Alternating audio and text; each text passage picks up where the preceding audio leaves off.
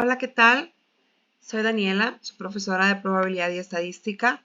En este video vamos a recordar cuáles fueron las instrucciones para poder construir una tabla de frecuencias a partir de un conjunto de datos muestrales que están desordenados y que no están organizados con base en ningún criterio en específico. Podemos observar en la pantalla que tenemos una serie de datos agrupados en una tabla. En este caso estamos trabajando con la herramienta Google Sheets, que es como el equivalente a Excel, pero dentro de la suite de Google. En este caso, los datos están organizados por columnas donde cada columna me representa a una variable y una cierta cantidad de filas donde cada fila representa a una observación de la variable. Para poder hacer este ejercicio de tabla de frecuencia, vamos a trabajar con la variable que se encuentra en la tabla en la columna F. Para no alterar la información en la tabla, lo que vamos a hacer es copiar los datos de la columna y los vamos a pegar en una nueva hoja para hacer todo el procesamiento ahí. Entonces copiamos los datos con control C. Bueno, primero seleccionamos toda la columna dándole clic en el encabezado de la columna donde está la letra F y luego damos control C. En este punto vamos a crear una nueva hoja y una vez creada la nueva hoja, vamos a dar control B o es un pegado simple para pasar todos los datos tal y cual estaban en la hoja número 1. Bien, ahora ya tenemos los datos pegados en la nueva hoja. Aquí es donde vamos a empezar a procesarlos.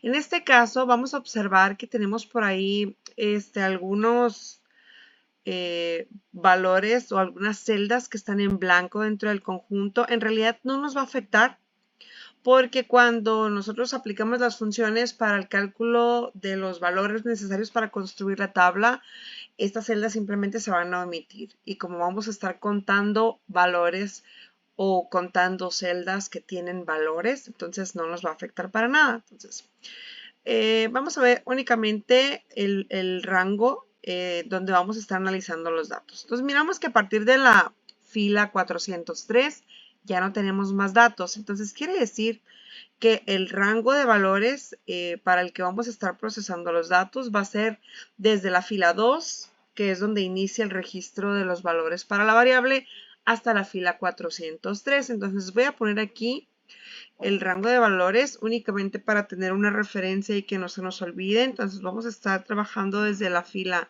2 hasta la fila 403. El indicador de A corresponde a la columna donde se encuentran los datos. Si los datos estuvieran en esta columna, pues serían C2 a C403. Si estuvieran acá, sería J2 a J403 y así sucesivamente. Entonces aquí nada más te voy a poner solo para recordar que este es el rango de celdas con las que vamos a estar trabajando, ¿de acuerdo? Bien, ahora sí. Lo primero que necesitamos para construir una tabla de frecuencias es saber cuántos elementos tiene nuestra muestra.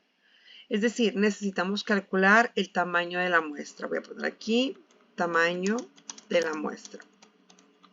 Al tamaño de la muestra típicamente se le denota por la letra N minúscula. Vamos a ponerla aquí únicamente para tener una referencia de la variable. Y para determinar la cantidad de elementos que tiene nuestra muestra, vamos a utilizar la función contar o count, que es el equivalente en inglés, dependiendo de cómo esté configurado su aplicación de Google. Entonces aquí empezamos siempre cada función que vayamos a ejecutar dentro de Google Sheets y también dentro de Excel. Esto aplica igual. Cada función que vayamos a ejecutar la tenemos que anteceder por un signo de igual. Entonces vamos a poner igual. Vamos a poner la palabra count, que es el equivalente a contar en español.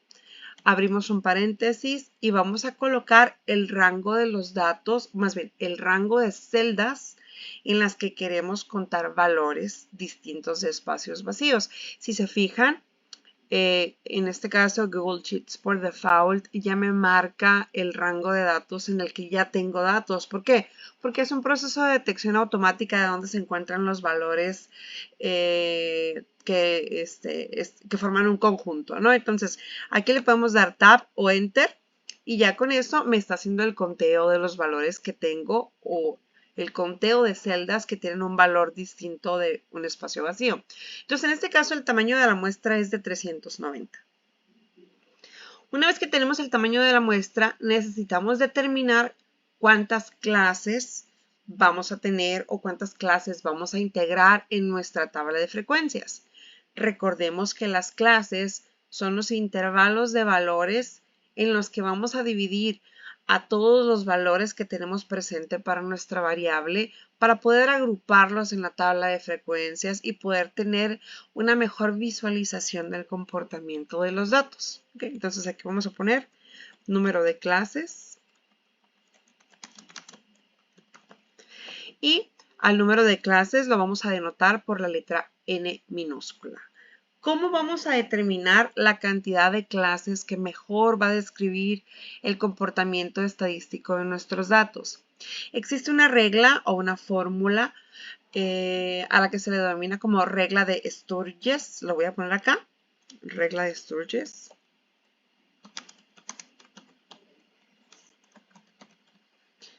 Sturges es con T. Y la cual tiene un modelo matemático, ¿no? El modelo matemático, siempre iniciamos, cuando vamos a hacer cálculos matemáticos o funciones, recordemos, siempre iniciamos con un igual.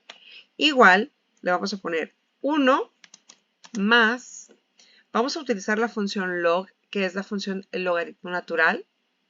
Abrimos el paréntesis, perdón, antes del log se me pasaba. Vamos a colocar 3,322 y luego le vamos a poner un asterisco que significa la operación de multiplicación o el operador de producto y luego ahora sí vamos a poner la función log, que es el logaritmo de un número. Si no especificamos la base va a ser un logaritmo natural. Abrimos paréntesis, vamos a seleccionar la celda donde recientemente calculamos el tamaño de la muestra, porque es a ese valor, al tamaño de la muestra, al que le debemos de calcular el logaritmo. Cerramos paréntesis y damos Enter. Entonces observamos que nos da una cierta cantidad, en este caso nos dio 9.607. Dado que estamos hablando del número de clases, necesitamos un número entero porque no podemos tener un número fraccionario para la cantidad de clases. Es decir, no podemos definir 9.6 clases. Tendrían que ser 9 o tendrían que ser 10. Entonces, si yo me quedo con el 9 realmente no cumple con el valor que me está definiendo la regla. Por lo tanto, yo tengo que redondear al entero superior para cumplir con este valor del 9.6.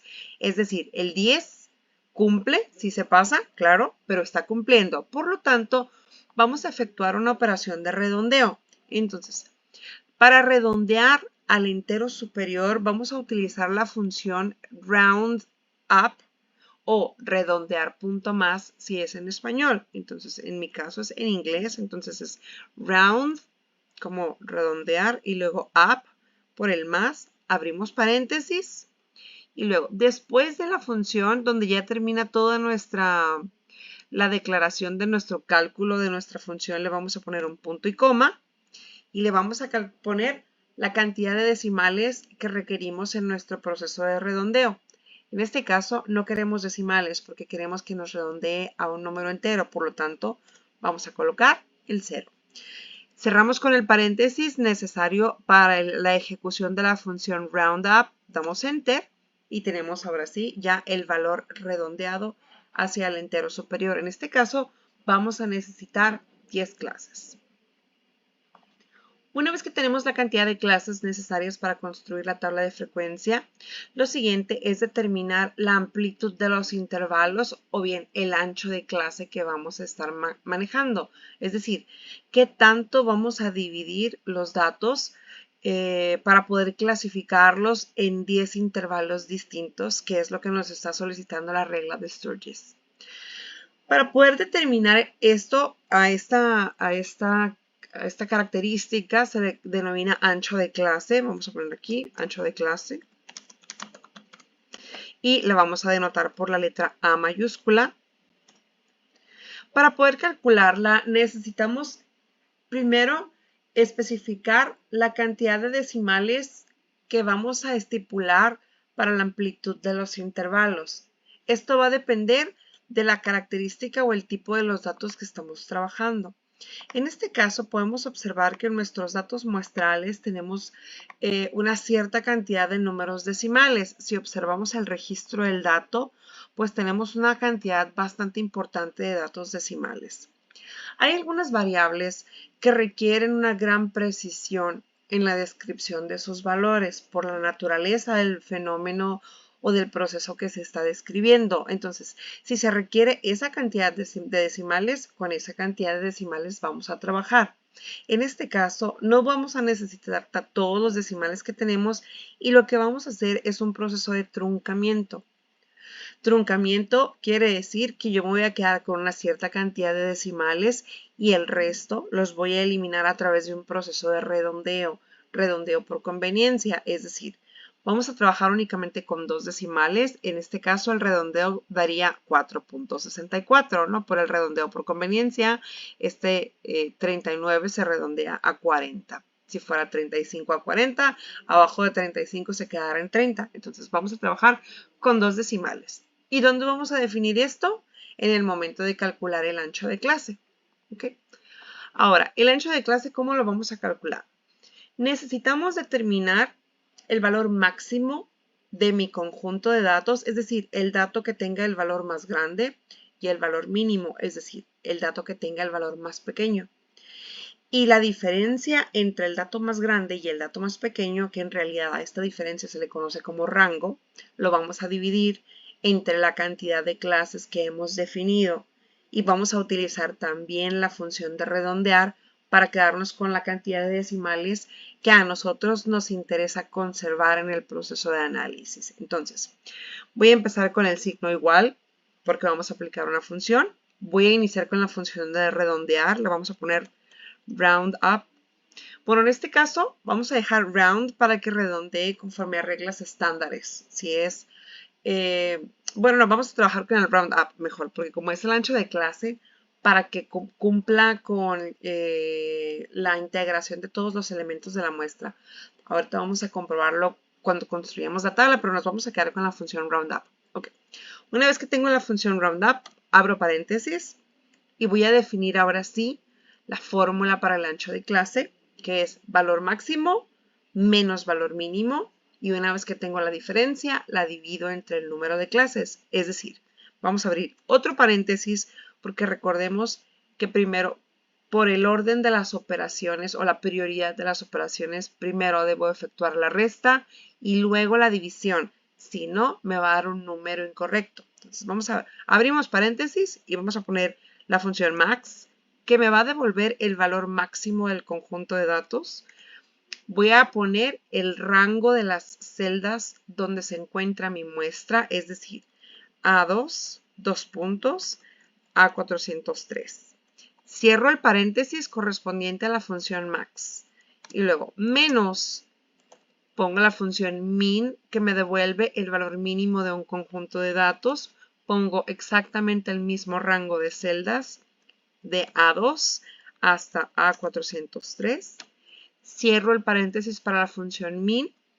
Cierro el paréntesis de la resta de los dos valores máximo menos mínimo. Ahora, coloco la diagonal, que es equivalente a la operación de división, porque voy a dividir esta diferencia de valores entre el número de clases. Y para establecer la cantidad de clases, únicamente voy a hacerle clic al valor de aquí arriba que yo calculé previamente, es decir, a la celda, para que automáticamente se traiga su valor y me permita automatizar el cálculo de todo. Cierro el paréntesis de la función roundup y doy enter. Perdón, antes del enter me faltó algo. Después del F3 voy a especificar la cantidad de decimales que necesito. Dijimos que nos íbamos a quedar con 2 decimales. Entonces, pongo punto y coma porque este es el valor que voy a redondear y después del punto y coma defino los decimales que voy a utilizar. Entonces observamos que el ancho de clase calculado para el rango de valores de mis datos y la cantidad de clases especificadas es de 1.35 y es con el valor que voy a estar trabajando para la construcción de las clases. Muy bien, entonces, ahora sí, vamos a realizar la construcción de las clases para la tabla de frecuencias que voy a construir para este conjunto de datos en particular.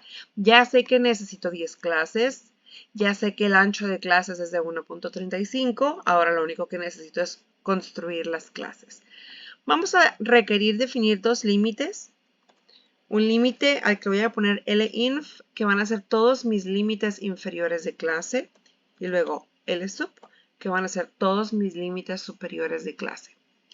¿Cuántas clases voy a necesitar? Pues dijimos que 10 clases, entonces voy a denotar aquí los valores desde el 1 hasta el 10, donde cada uno de estos pares van a corresponder a los límites de cada una de mis 10 clases. ¿Cómo voy a iniciar para la construcción de los límites? Voy a iniciar siempre con el límite inferior de la primera clase. Para este límite voy a volver a mandar llamar al valor mínimo de mi conjunto de datos, es decir, mi tabla de frecuencias va a iniciar siempre con el dato más pequeño de mi conjunto. Entonces aquí vamos a mandar llamar a la función min. De nuevo vamos a especificar el rango de los datos. Me los da por default.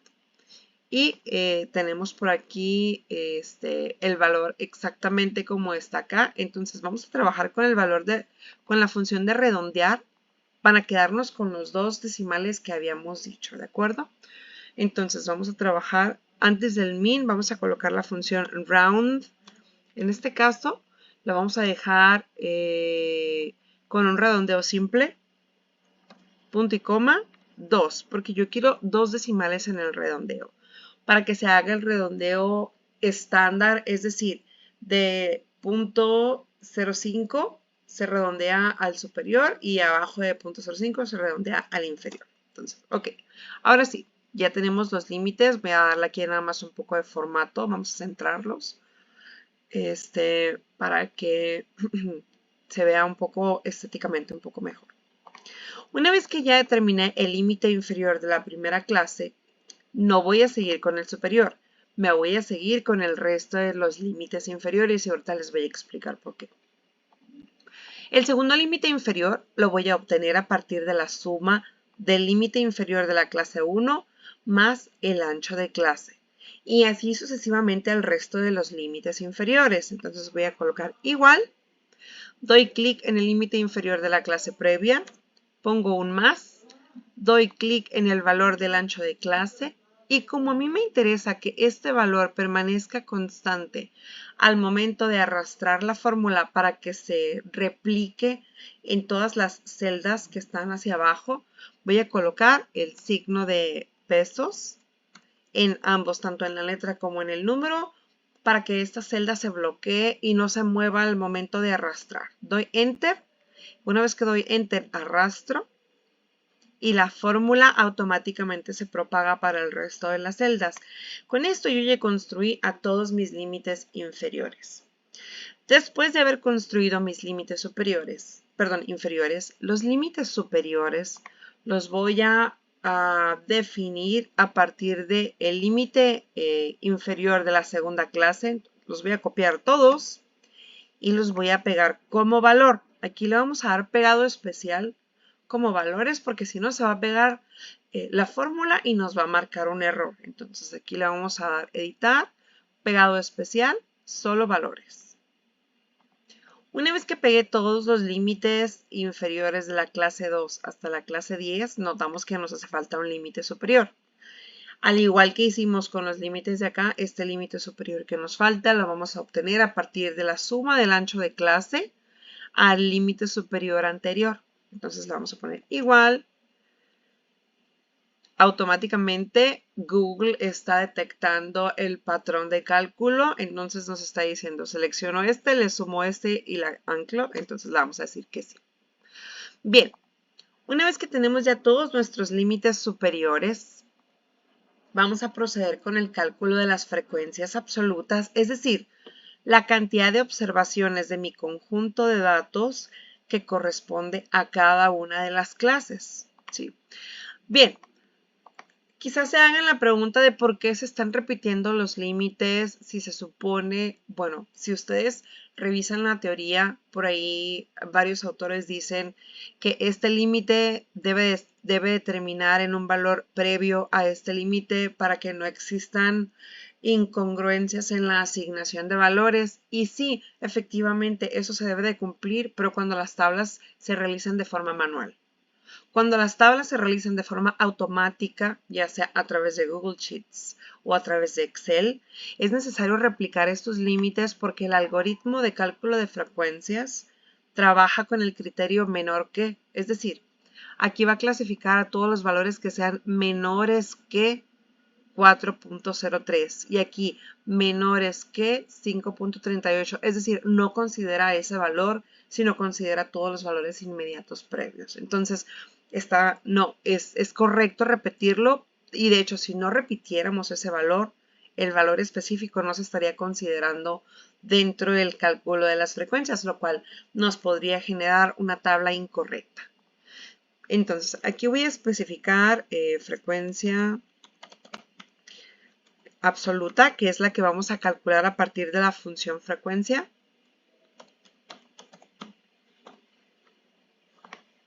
Ok, ¿y cómo le vamos a hacer para calcularla?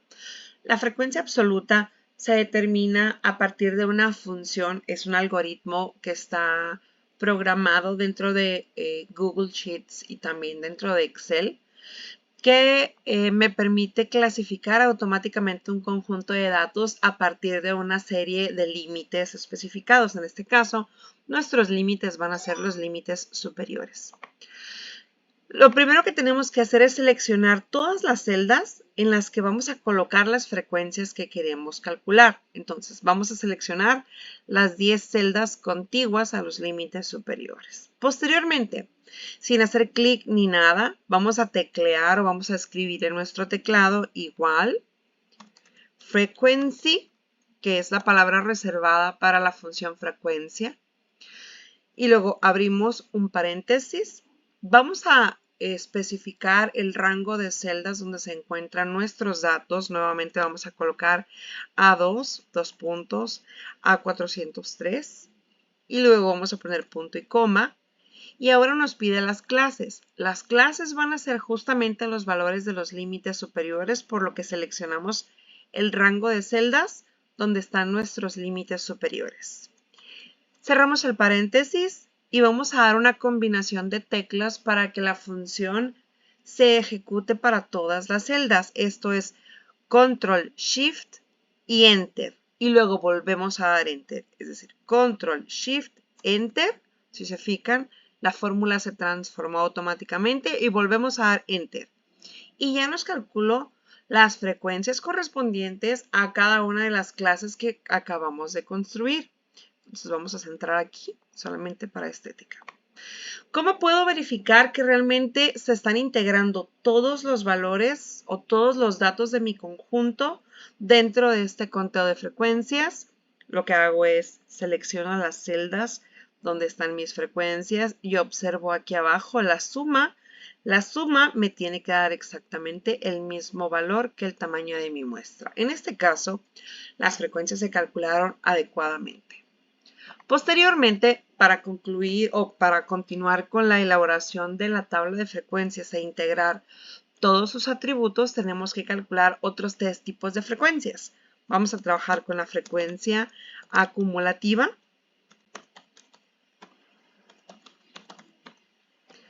la frecuencia relativa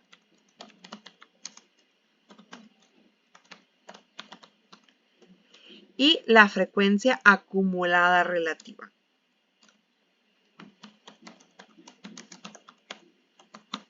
Bien, estas tres frecuencias que estoy por calcular, todas ellas surgen a partir de la frecuencia absoluta que ya calculamos a partir de la función frequency. La frecuencia acumulativa no es otra cosa más que el valor, como su nombre lo dice, de la frecuencia que se va acumulando conforme vamos avanzando de una clase hacia otra, es decir, conforme nos vamos yendo hacia abajo en las clases. ¿Y cómo la calculamos? Es muy sencillo su cálculo. Lo único que tenemos que hacer es sumar en diagonal las frecuencias, es decir, la frecuencia acumulada de la clase 1 siempre va a ser igual que la frecuencia absoluta. Por lo tanto, aquí solo le vamos a dar igual, clic y enter, que me copia exactamente el mismo valor de la casilla continua. Aquí vamos a rechazar el autocompletado porque no queremos que copie todos los valores, porque vamos a hacer sumas en diagonal.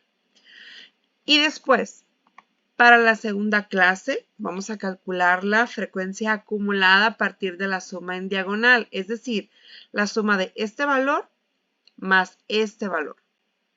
Entonces le voy a dar clic a la frecuencia absoluta contigua más clic a la frecuencia acumulada previa. Le doy Enter y posteriormente arrastro esta fórmula hasta mi clase 10. Observamos aquí cómo se van acumulando los valores, es decir, es como si fuéramos sumando las frecuencias de las clases previas, ¿sí? Hasta que llegamos al valor exacto del tamaño de la muestra. Entonces, mis frecuencias acumuladas están bien calculadas. Si la frecuencia acumulada de la última clase es igual al tamaño de la muestra. Posteriormente, la frecuencia relativa, que también a veces se le conoce como frecuencia porcentual, es justamente el porcentaje del total del tamaño de la muestra que tiene cada una de las clases. Es decir, qué tanto por ciento de los datos se encuentran en la clase 1, qué tanto por ciento de los datos se encuentran en la clase 2 y así sucesivamente. Entonces, para calcularla, lo único que tenemos que hacer es tomar la frecuencia absoluta y dividirla entre el tamaño de la muestra. Aquí, como vamos a arrastrar la fórmula, nuevamente vamos a anclar la celda para que no se cambie una vez que arrastremos la fórmula, porque si no nos va a marcar un error. Entonces, damos Enter. Aquí sí aceptamos el autocompletado sugerido porque queremos que se replique esa fórmula para todos. Y si la queremos ver en representación porcentual, lo que hacemos es seleccionamos las celdas y le damos clic a formatear como porcentaje y aquí podemos verla en manera porcentual.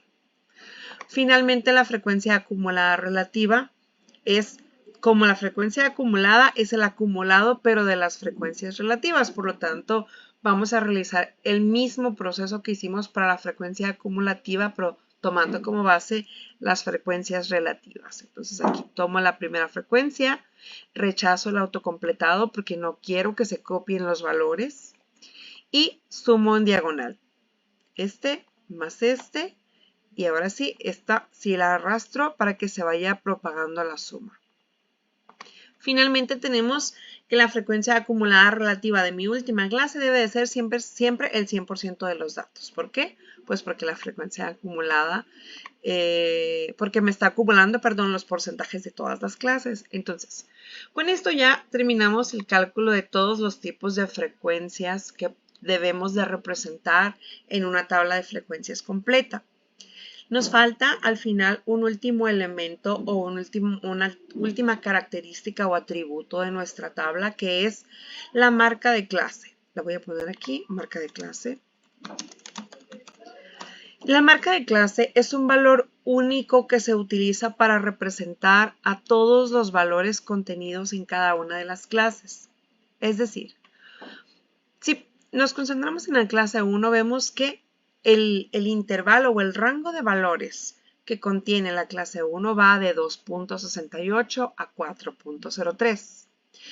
Pero aquí yo tengo 42 observaciones. De estas 42 observaciones, pues no sé cuántas hay que sea 2.68, 2.69, 2.70 y así sucesivamente. Entonces, para yo tener una representación de todos los valores que contiene la clase, necesito un único valor para poder identificarla. Este valor es precisamente la marca de clase. ¿Cómo calculamos la marca de clase? La calculamos con el valor medio dentro del rango de datos que contiene la clase. Es decir, la vamos a calcular de la siguiente forma. ponemos igual, abrimos paréntesis, seleccionamos el límite inferior, le damos más, seleccionamos el límite superior, cerramos paréntesis, aplicamos el operador de división y ponemos entre 2. Es decir, el punto de inicio más el punto de fin entre 2, que en realidad es el modelo de cálculo del punto medio. Le damos Enter y aceptamos el autocompletado porque queremos que nos calcule para todos. Y con esto concluimos el cálculo de los atributos necesarios para establecer o para definir una tabla de frecuencias completita. Aquí lo único que voy a hacer es colocar las cuadrículas para que se vea pues un poco más estética en nuestra tabla. Ya si ustedes desean, pueden utilizar colores para poder determinar cada una de las columnas. Pueden utilizar formateo en las letras para que se vean en negritas algunos valores. Lo que ustedes gusten para hacer su tabla un poco visualmente más atractiva. Recordemos que esta herramienta es una herramienta bien importante como parte del análisis estadístico descriptivo, porque nos permite de ahí identificar ciertas características que vamos a discutir más a profundidad en los temas que vamos a ver la semana que viene dentro de la unidad 1. Pero de aquí vamos a extraer información importante. Entonces, tener esta información presentable, estéticamente agradable, pues es parte de lo que se enseña o de lo que se busca en el análisis estadístico descriptivo. Espero que les haya quedado clara la explicación de cómo construir la tabla de frecuencias. En el siguiente video vamos a revisar y repasar algunos de los gráficos que se pueden construir a partir de las tablas de frecuencia que nos van a ayudar a visualizar de manera gráfica las tendencias de la información. Muchas gracias.